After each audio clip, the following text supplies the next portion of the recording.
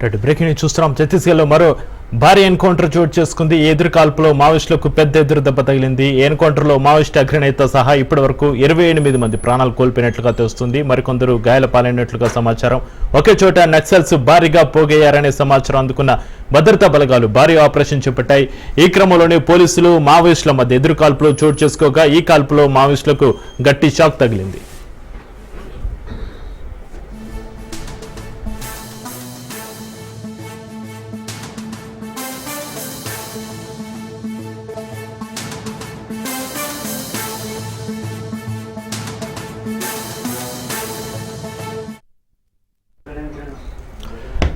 Maoist chief Nambala Keshavarao మృతి చెందినట్లుగా కేంద్ర హోంమంత్రి అమిత్ షా ప్రకటించారు. నంబాల కేశవరావు మృతిని హోంమంత్రి అమిత్ షా ధృవీకరించారు. నక్సలిజం నిర్మూలనలో కీలక ముందడుగు సాయించామన్నారు. నంబాల కేశవరావు అసలు పేరు బసవరాజ్.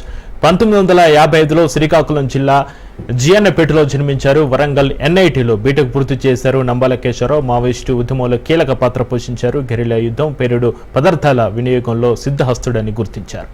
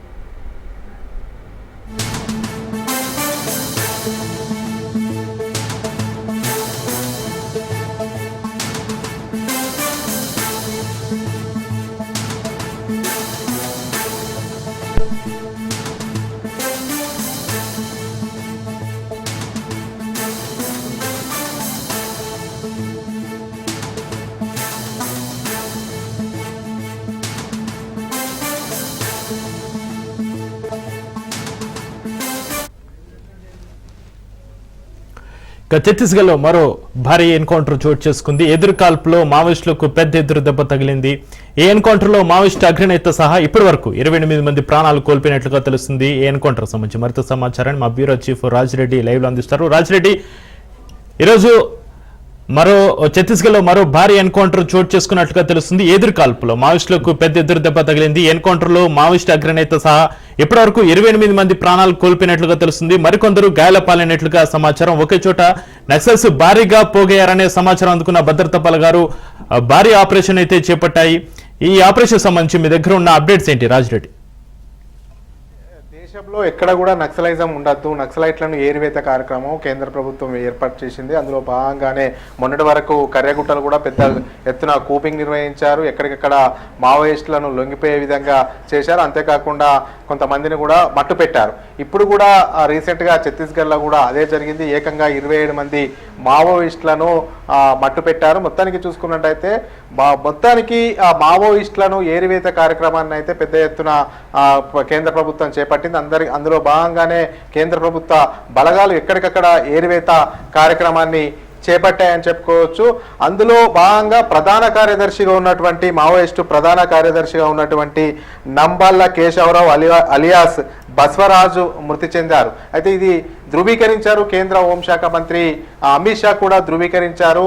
నక్సలైట్లకు వెన్నుముక్కగా ఉన్నటువంటి నంబాల కేశవరావు అలియాస్ బస్వరాజు మృతి చెందినట్టు ఎక్స్లో కూడా మన కేంద్ర హోంమంత్రి అమిత్ షా పోస్ట్ చేశారు. మొత్తానికి నక్సలైట్లు ఉండకూడదు, నక్సలైట్లు జనజీవన స్రవంతిలో కలవాలి, నక్సలైట్ల వల్ల అభివృద్ధికి ఆటంకం కలుగుతుంది, నక్సలైట్ల ఏరివేత కార్యక్రమాన్ని అయితే కేంద్ర ప్రభుత్వం కేంద్ర బలగాలు పెద్ద ఎత్తున చేస్తున్నాయి. అందులో భాగంగా మొన్నటి వరకు అయితే కర్యాగుట్టలో కూడా అదే చేశారు.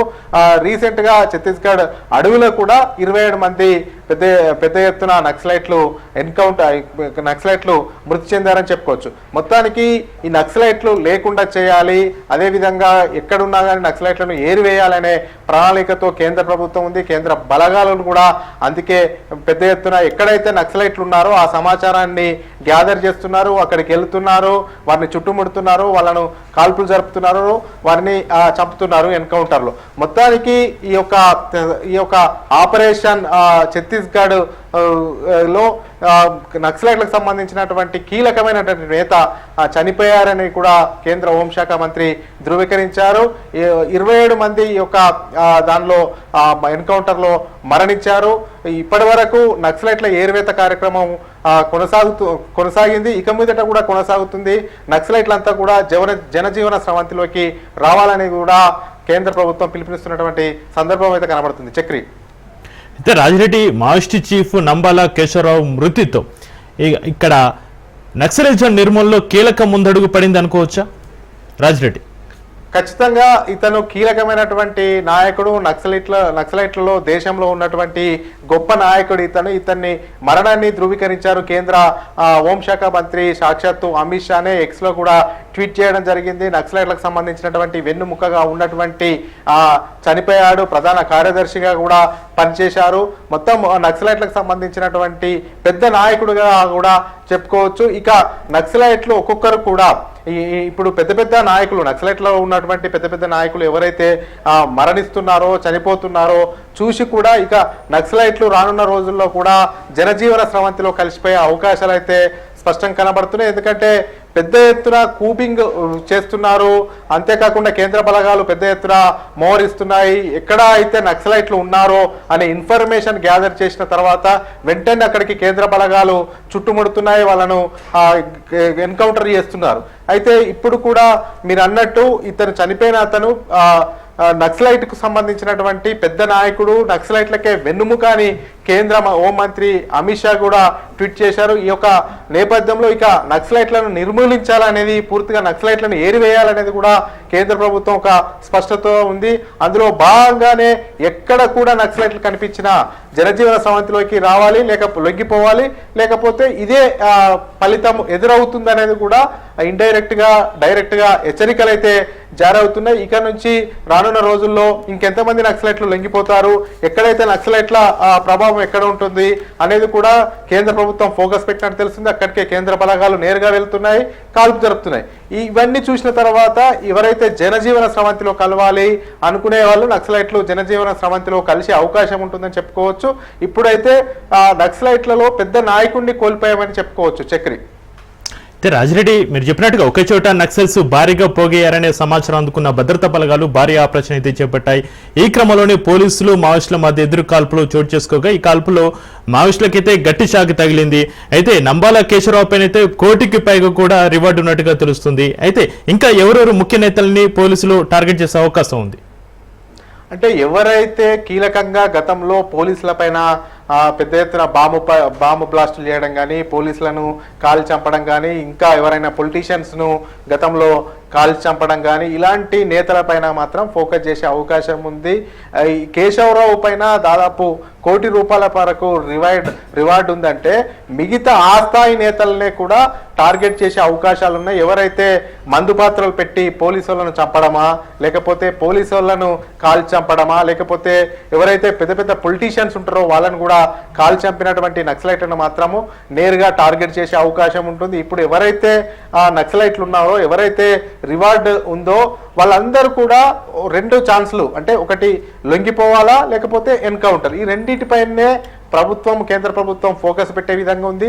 ఎవరైతే నక్సలైట్లను ప్రోత్సహిస్తున్నారో, జనజీవన స్రవంతిలో కలవకుండా నక్సలైట్లను రెచ్చగొడుతున్నారో ఆ నాయకులు ఎవరైతే ఉన్నారో వారందరినీ కూడా ఏరివేత కార్యక్రమం అయితే కేంద్ర ప్రభుత్వం చేపట్టింది. అందులో భాగంగా 2 అవకాశాలు ఇస్తుంది. ఒకటేమో జనజీవన స్రవంతిలో కలిసిపోవడం, లొంగిపోవడం, 2 నేరుగా ఎన్కౌంటర్. ఈ 2 ఆప్షన్లో ఏ ఆప్షన్ కావాలో అనేది కూడా నక్సలైట్ నేతలకు సంకేతాలు పంపించే విధంగానే కేంద్ర ప్రభుత్వం ముందడిగి వేస్తుంది. ఒకవేళ జనజీవన స్రవంతిలో కలిసిపోతే వదిలిపెడతారు, అదేవిధంగా ఒకవేళ జనజీవన స్రవంతిలో కలిసిపోకుండా ఇంకా నక్సలైట్లను పురమాయించే విధంగా, రెచ్చగొట్టే విధంగా, ఇంకా నక్సలైట్లను పెంచే విధంగా ప్రయత్నం చేసే వాళ్ళనైతే నేరుగా ఎక్కడైతే నక్సలైట్లు మాటు వేసి ఉన్నారో, ఎక్కడైతే నక్సలైట్లు తిష్ట వేసి ఉన్నారో, ఏ అడవిలో ఉన్నారో అనేది కూడా ఇన్ఫర్మేషన్ తీసుకుంటున్నారు. అక్కడికి వెళ్తారు, అక్కడికి వెళ్ళి నేరుగా కాల్పులు జరిగితే ఎన్కౌంటర్లో వాళ్ళు హతమయ్యే అవకాశాలు ఉన్నాయి. కాబట్టి ఇండికేషన్స్ పంపిస్తున్నారు. గతంలో నక్సలైట్ బ్యాక్గ్రౌండ్ ఎవరుంది, నక్సలైట్లు ఎవరైతే కరడు కట్టిన నక్సలైట్లు ఎవరైతే పెద్ద ఎత్తున నేతలను కానీ పోలీసులను కానీ పొట్టన పెట్టుకున్న వాళ్ళపైన కూడా రివార్డులు ప్రకటించారు. ఆ నక్సలైట్లంతా కూడా లొంగిపోవడమా, లేకపోతే వాళ్ళ ఎక్కడున్నారో అని దొరకబడితే వాళ్ళ ఆచూకి దొరకబడితే వాళ్ళకు రివార్డు ఇవ్వడమా, లేకపోతే లొంగిపోకపోతే ఒకవేళ ఎన్కౌంటర్లా చంపేయడమా, ఈ రెండు ఆప్షన్లనే కేంద్ర ప్రభుత్వం పెట్టుకున్నట్టుంది. అందులో భాగంగానే కేంద్ర ప్రభుత్వానికి సంబంధించినటువంటి బలగాలు ఎక్కడికక్కడ కూపింగ్ నిర్వహిస్తున్నాయి. ముఖ్యంగా ఛత్తీస్గఢ్ దండకారణ్య ప్రాంతం కాబట్టి అక్కడే నక్సలైట్లు ఎక్కువగా ఉండే అవకాశాలు ఉంటాయి. కాబట్టి ఇన్ఫర్మేషన్ వచ్చిన వెంటనే కేంద్ర బలగాలు అక్కడికి వెళ్తున్నాయి. ఇక రానున్న రోజుల్లో ఎవరైతే నక్సలైట్లలో పెద్ద తలకాయలు ఉంటాయో, దళ కమాండర్లు ఉంటారో, అంతకుమించి నేషనల్ లెవెల్లో రాష్ట్ర లెవెల్లో కార్యదర్శులు ప్రధాన కార్యదర్శులుగా పనిచేసినటువంటి వాళ్ళు ఇంకెవరైతే పెద్ద తలకాయలు ఉంటాయో వాళ్ళు లొంగిపోవడమా, లేకపోతే ఎన్కౌంటర్ల చావు కోరుకోవడమా అనేది మీరే డిసైడ్ చేసుకోండి అని ప్రభుత్వం ఒక సంకేతాలు అయితే కేంద్ర ప్రభుత్వం పంపించింది. ఈ యొక్క నేపథ్యంలో కొంతమంది లొంగిపోయే అవకాశాలు కూడా ఉన్నాయనేది కూడా మనకు సమాచారం అందుతుంది. మొత్తానికి చూసుకున్నట్టయితే ఈ నిన్న జరిగినటువంటి ఈ యొక్క నక్సలైట్లకు సంబంధించినటువంటి ఎన్కౌంటర్ అయితే పెద్ద ఎన్కౌంటర్ చెప్పుకోవచ్చు. ఒక జాతీయ నాయకుడు, నక్సలైట్లకు సంబంధించినటువంటి జాతీయ నాయకుడు, నక్సలైట్లకే వెన్నుముకగా ఉన్నటువంటి ఒక కార్యదర్శి చనిపోయాడు అనేది కూడా అమిత్ షా ట్వీట్ చేయడం జరిగింది. మొత్తానికి ఇక రానున్న రోజుల్లో నక్సలైట్లు ఉన్నటువంటి నాయకులు లొంగిపోయే అవకాశాలు అయితే కనిపిస్తున్నాయి. చక్రి అయితే రాజిరెడ్డి ఈ ఎన్కౌంటర్లో మావోయిస్ట్ చీఫ్ నంబాల కేశవరావు మృతి చెందినట్లకే కేంద్ర హోంమంత్రి అమిత్ షా అయితే ప్రకటించిన నేపథ్యంలో మావోయిస్ట్ అగ్రనేతలు ఎవరైనా స్పందించారా? వారి పరిస్థితి ఏంటి రాజిరెడ్డి? అంటే ఇప్పటికైతే ప్రస్తుతానికైతే ఎవరి దగ్గర నుంచి ఎలాంటి స్పందన రాలేదు. ఎందుకంటే దండకారణ్యంలో ఈ యొక్క నక్సలైట్లు మాటు వేసి ఉంటారు, దండకారణ్యంలో ఉంటారు. కాబట్టి నక్సలైట్లు తమ ప్రకటనను ఇంకా విడుదల చేయలేదు. ఒకవేళ నక్సలైట్లు కూడా తమ కార్యాచరణను రూపొందించుకుంటారు. వాళ్ళంతా కూడా సడన్ గా చేస్తారు. ఎందుకంటే ఇవన్నీ కూడా రివెంజ్ తీసుకోవాలనేది కూడా నక్సలైట్లకు కూడా ఉంటది. కాబట్టి ఇదంతా కూడా ఏదైనా సడన్ గా చేస్తారు. గతంలో మీరు అన్నట్టుగా నక్సలైట్లను ఏదైనా ఏరివేత కార్యక్రమంలో పోలీసులు ఎన్కౌంటర్ చేస్తే వాళ్ళు మరో ప్రతీకారం తీర్చుకుంటాము అనేది కూడా లేఖలు విడుదల చేసేది. అయితే ఇప్పుడు టెక్నాలజీ పెరిగింది, ఎవరు మొబైల్ వాడినా కానీ ఎవరు ఎక్కడ ఉన్నారో తెలిసిపోతుంది. కాబట్టి ఇప్పుడు నక్సలైట్లు కూడా చాలా ఆచితూచి అడుగులేయవలసి ఉంటుంది. ఎందుకంటే ఎవరికి ఏ ఇన్ఫర్మేషన్ ఇచ్చినా కానీ ఇన్ఫార్మర్లుగా మారే అవకాశం ఉంటుంది. పోలీసులకు ఇన్ఫార్మర్లుగా మారితే నక్సలైట్లకు పెను ప్రమాదం పొంచి ఉండే అవకాశాలు ఉంటాయి. కాబట్టి ఇప్పటి వరకు అయితే అధికారికంగా మావోయిస్టుల నుంచి ఎలాంటి ప్రకటన రాలేదు.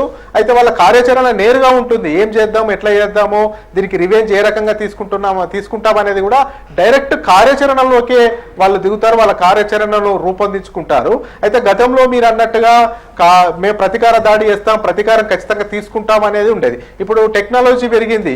ఎవరు మొబైల్ వాడినా, ఎవరు వాడినా, ఏం చేసినా కానీ టెక్నాలజీని వాడితే లీక్ అయిపోతుంది. అంతేకాకుండా ఇప్పుడు ఎవరైనా నక్సలైట్లకు సంబంధించినటువంటి ఇన్ఫార్మర్లతోని ఆ లెటర్ పంపించాలన్నా కానీ వాళ్ళు ఒకవేళ నక్సలైట్లకు సంబంధించినటువంటి ఇన్ఫార్మర్లు పోలీసులకు ఇన్ఫార్మర్గా మారితే అక్కడ ఈ మొత్తం నక్సలైట్లు ఎక్కడ ఉంటారో తెలిసిపోతుంది. కాబట్టి వాళ్ళని మట్టు పెట్టే అవకాశాలు ఉంటాయి. కాబట్టి వాళ్ళైతే ఇప్పటివరకు కార్యాచరణ ఏం ప్రకటించలేదు. ఖచ్చితంగా అయితే ఒక ఆలోచన అయితే మాత్రం చేస్తారు. ఏదో ఒక రివెంజ్ తీసుకోవాలనే ఆలోచన మాత్రం వాళ్ళలో ఉంటుందని కూడా స్పష్టంగా చెప్పుకోవచ్చు. Chakri right, thank you Rajireddy.